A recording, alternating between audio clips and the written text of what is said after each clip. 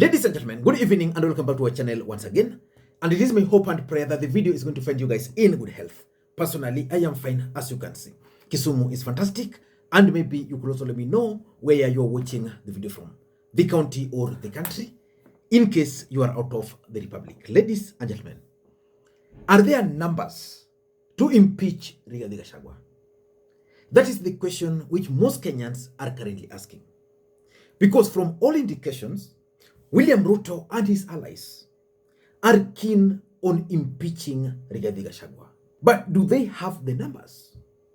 And are they prepared for the consequences? Mukiguza Gachagua. Just listen to me. Mukiguza Gachagua. Si mimi si Mkikuyu. Mimi nilivotia Raila Odinga, lakini nasema mukiguza Gachagua. Ukiguza Gachagua. Okamanye. Dokamanye. Utasiguza Gachagua hata kifanya nini. Gachagua is a deputy president na respect. If you don't respect Gachagua, you will know that you don't. Usifanye ni amke. Mnajua ni mimi ndio nimelala na mimi ndio kusema. Ile yote inaendelea huko Nairobi ni sawa, lakini ile ambayo ni muhimu ni ground, na ground inasema ni Rigathi. That one I tell you without any fear of contradiction. Sisi tunasimama na wewe viongozi wa mashinani, and I want to give our MPs and senators free advice. Nyinyi pangeni ile mtapanga, lakini kama mnataka kuanguka 2027, jaribu mcheze na huyu mzee wetu Rigathi. Because constitutionally, for Rigathi Gachagua to be impeached, they will require 233 members of parliament.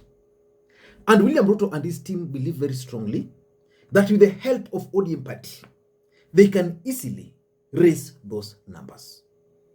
On the other side, Rigathi Gachagua's allies are also very clear that there is no way they will be able to get the 233 votes required to impeach the deputy president. Because according to them, the highest they can get is 180 votes. Because according to them, they believe that Mount Kenya will not vote to remove Rigathi Gachagua. Very few of them. Because majority of them will decide to abstain. They also believe that the Kikuyu diaspora, that is in Rift Valley, will also not vote to impeach Rigathi Gachagua. Instead, they can either decide to abstain, simple, or vote against it, because the ground is already hostile. But can William Ruto and his allies get enough numbers to impeach Rigathi Gachagua? Earlier today, Jeremiah Kioni delivered what I consider to be Uhuru Kenyatta's message to William Ruto, that they don't have the numbers to impeach Rigathi Gachagua. And that's going to form the basis of this analysis. So ladies and gentlemen, I want us to listen to Jeremiah Kioni delivering Uhuru Kenyatta's message to William Ruto, that there is no way they'll be able to impeach Rigathi Gachagua. Any impeachment motion in this country on the office of the president or his deputy is provided for at Article 144 and 145 of the Constitution.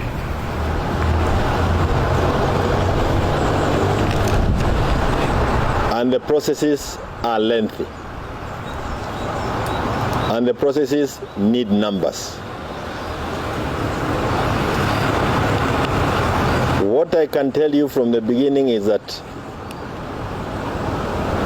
there are no numbers to impeach either Ruto himself or Gachagua in Parliament.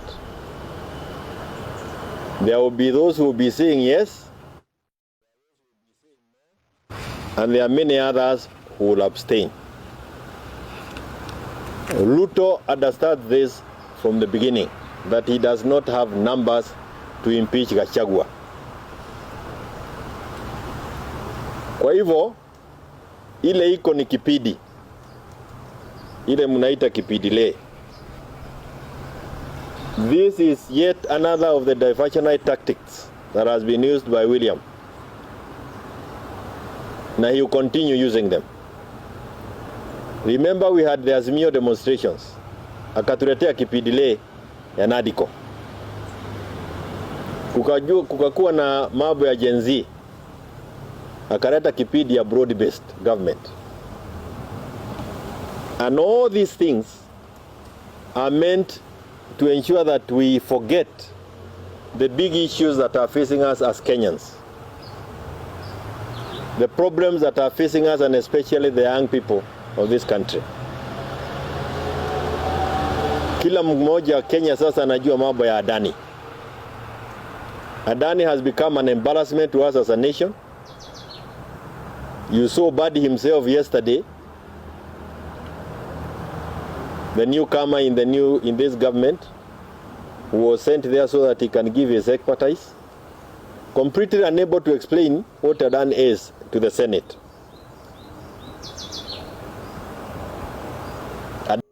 Ladies and gentlemen, that is Jeremiah Kioni delivering Uhuru Kenyatta's message to William Ruto about the impeachment motion.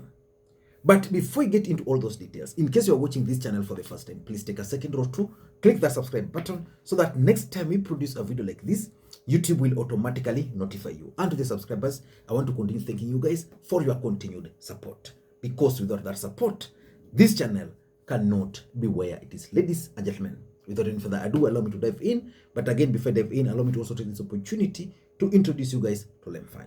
LemFi is a mobile money app for users in the UK, Canada, and the United States of America to send money to Kenya. They offer the best exchange rates, and the money will be delivered instantly into your Mpesa account, Airtel Money account, and of course, if you want, directly into your bank account. You can use the link in the pinned comment to download the app. Ladies and gentlemen, let us dive in. Can William Ruto and his allies successfully impeach Rigathi Gachagua? And CS Eugene, I have heard you. Don't worry, my brother.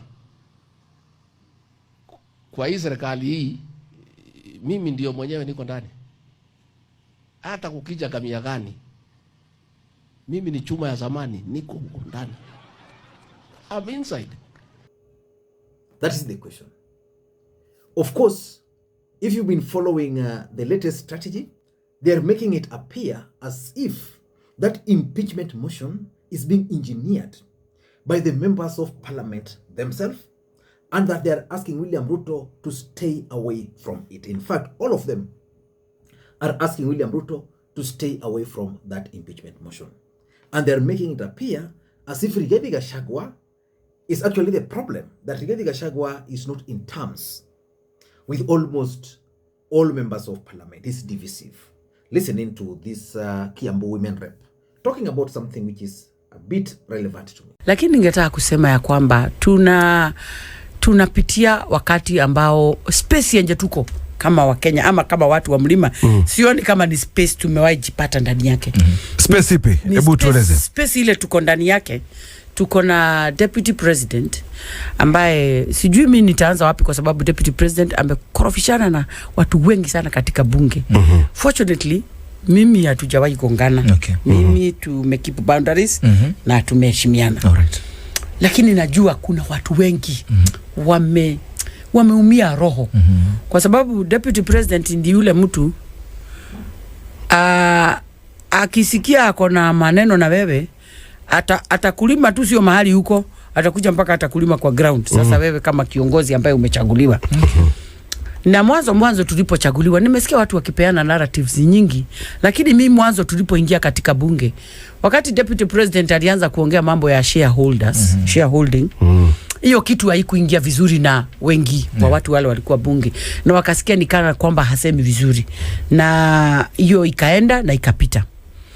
Jambo lingine lilikuja kutokea la pili, ni wakati wa bunge wale wote ambao ni wageni katika bunge wa mara ya kwanza wakaanza kwenda Kiharu ku benchmark ni kwa nini Kiharu ndio imekuwa successful na NGCDF. Alright. Na truth be told, na any human being akikuwa threatened, aka assume ndani yake, na hii ni maoni yangu, tafadhali nataka kusema ni maoni yangu. Mimi nikaona ni kama aliassume hawa vijana, kwa sababu walikuwa vijana wengi, wanataka kumreplace na Dinde. Okay. Akaanza kuwa threatened na akaanza vita na Ndindi. Okay. Unfortunately, haikuonekana sana kwa sababu Ndindi hakujiengage.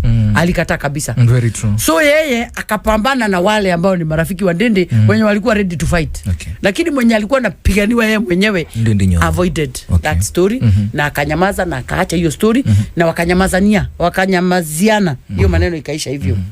So where we are is tumejipata mahali very tricky. Okay. Because after mambo ya majenzi na vile kumeenda na baba akaingia katika serikali na hiyo mambo ikaanza kwenda, I think deputy president aliona ako threatened kabisa na ako threatened katika mlima na akarudi katika mlima na kwa watu wake na akawauzia narrative ya kwamba ni mlima unataka kugawa. Okay. Na hiyo story sasa wakati imekuja katika bunge imeleta hiyo kitu kinaitwa mixed reactions. Watu wameanza kuwa na mixed reactions. Wakenya wengine ambao sio wa mlima wakaanza kushindwa. Mbona deputy president huyu kazi yake ni mlima, akiongea ni mlima. A deputy president and a president wameingia na ticket moja. So they are symbols of national unity. But can they gather enough votes to impeach Rigathi Gachagua? According to Uhuru Kenyatta, those numbers are not there. But why do you think Uhuru Kenyatta decided to venture into this Kenya Kwanza or UD affair? Because if you look at it critically, most Kenyans believe that this Rigathi Gachagua's impeachment story is neither here nor there. But it is intended to divert the attention of the country from the real issues, which is Adani, JKA, the chief, and other scandals which are now being exposed in Kenya Kwanza government. But why would Uhuru Kenyatta come out through Jeremiah Kioni? Because remember, I've always told you on this platform that anytime you want to get the thinking of Raila Odinga, just don't worry, just monitor whatever Junet Mohammed is saying. You'll get to know the thinking of Raila Odinga. And that anytime you want to get the thinking around William Ruto, you don't need to waste your time. Just pay very close attention to what Oscar Sudi is saying. And that's why the statement by Oscar Sudi the other day that 2 weeks is significant. And I'm sure maybe by next week, the process shall have started. And of course, for Uhuru Kenyatta, if you want to get his thoughts, just pay very close attention to Jeremiah Kioni. So I want to believe that Jeremiah Kioni actually delivered that Uhuru Kenyatta's message to William Samoei Arap Ruto. Now the question is, why would Uhuru Kenyatta venture into this story? By the way, it's like I've forgotten to put my mic. I don't know why. Oh, it was charging. My microphone was charging, so I've forgotten to put it on. Hopefully, the quality will still just be okay. So, ladies and gentlemen, in my view, there is Uhuru Kenyatta factor in Rigathi Gachagua's impeachment. How is Uhuru Kenyatta a factor? Uhuru Kenyatta is planning to revenge against Ruto. Of course, he was also planning to revenge against Rigathi Gachagua. But now the enemy, common enemy, is now William Ruto. And Uhuru Kenyatta is currently the Mount Kenya kingpin. Remember, Rigathi Gachagua himself declared Uhuru Kenyatta Mount Kenya kingpin, which means the mountain is listening today more to Uhuru Kenyatta than they are listening to any other politician. And that's a fact. So his voice was needed by Rigathi Gachagua and his team, that Uhuru Kenyatta is opposed to this impeachment, that Uhuru Kenyatta has actually pronounced himself on the matter, that they can't get the numbers. So that's number one. Number two, I'm also seeing Uhuru Kenyatta's coded message to the mountain by appearing to be defending Rigathi Gachagua. Remember, Rigathi Gachagua has maintained on many occasions that he apologized to Uhuru Kenyatta, he has apologized to the Kenyatta family, and those who know, because I was talking to someone who is close to them, he was telling me that Lee, Uhuru and Rigathi are already in talks. He's sending this message to his allies. Uhuru Kenyatta has some members of parliament, few of them. Of course, as a former president, there are even those who are elected on other parties but they still listen to him. He was sending a message by trying to defend Uhuru Kenyatta. By trying to defend Rigathi Gachagua.